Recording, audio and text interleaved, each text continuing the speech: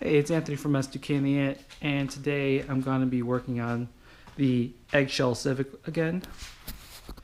Here it is in all its glory. So a few updates since I last saw you in my last video. One update is that I got a press in the garage, so I can do some rad press install videos or bushing install videos and wheel bearing and stuff like that. It's a pretty useful tool. Secondly is I made a trip to the junkyard and I was able to pick up a manual steering rack, which is covered in bags there because it's super dirty, from like a DX Civic, and I was able to get a dashboard because the dashboard we have the dashboard's cracked right here. It's terrible. So we got another one.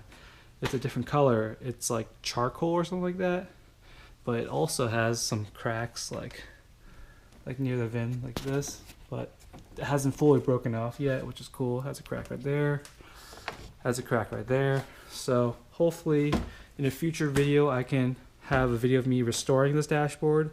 I don't have much experience refinishing plastic, so if you guys have any tips and pointers, just send them my way because I want to need them. I'm thinking about just like using epoxy or something and then to glue the crack together and then sanding it down, then hitting it with black paint.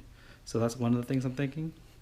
So basically what I'm doing today is I'm trying to figure out a major issue I have with the Eggshell Civic, and that's the suspension. Basically on turns, specifically left turns, the car feels very vague, like there's no steering feel, whatever, and it gets really hairy because it just feels like the car's gonna let go. I checked all the bushings on the car, they're good. The engine mounts are good. The tie rods, all the steering stuff is good because they're all brand new, so it's really strange. I think I'm gonna look at the rear wheels because maybe it's something in the rear, so maybe it's like a wheel bearing or something. So I'm gonna investigate that, and we'll see if that solves it. So I'm gonna dive into that today, and I'll let you guys know what I find.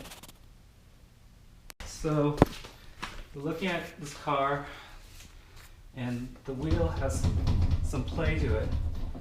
So the other side had the same issue, and it turned out to be that the axle nut was missing this washer, so the axle nut was not tight against the axle. So let's see if this side is the same thing.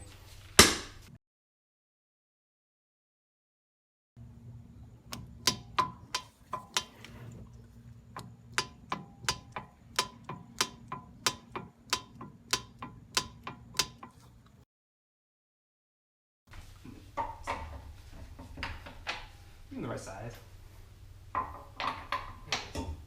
So let's probably go.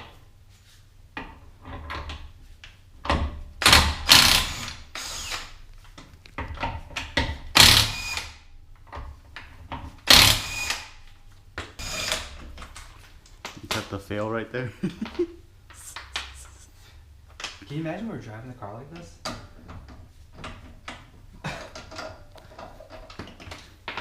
That was a lot of play, right? We just saw? That was a decent amount of wiggle. Quite a lot of wiggle. Where was my light? Alright, next thing we gotta do is remove this cover. Use a screwdriver and a hammer.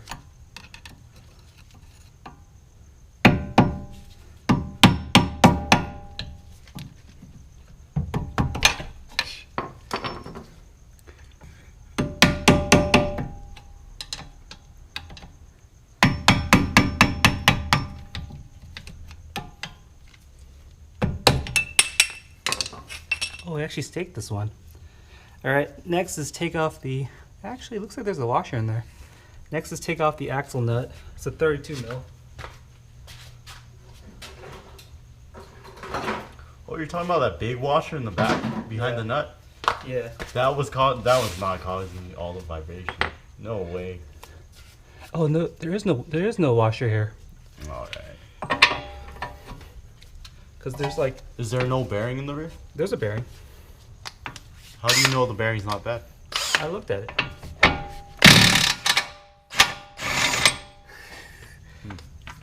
Fuck, people hate me. Alright, so once the nut is out, So this is the washer. I picked up this washer from the junkyard. It comes on any Honda Civic till 2000, any Accord till 97, Acura Integras. It comes in a bunch of Hondas. So here it is.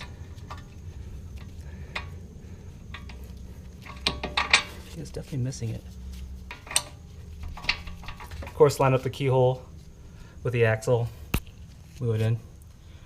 Once done with that, put the axle nut back on.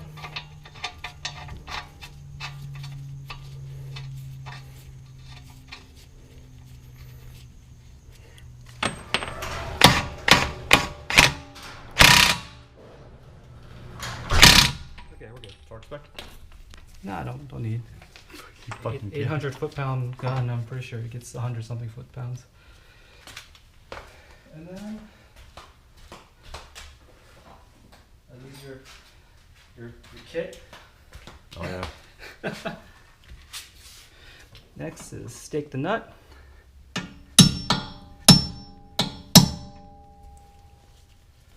That should do. And then put the cover back on.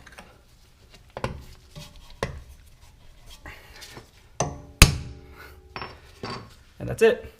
Hopefully that fixes our suspension issue in the rear. And then the wheel goes back on.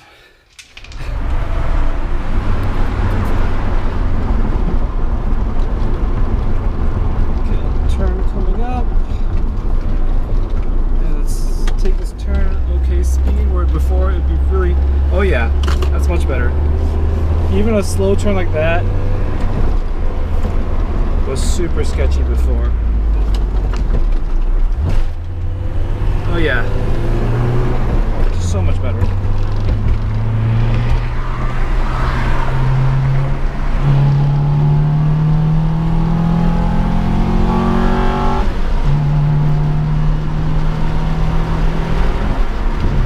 So that right there is the hat.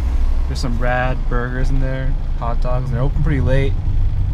Really good spot.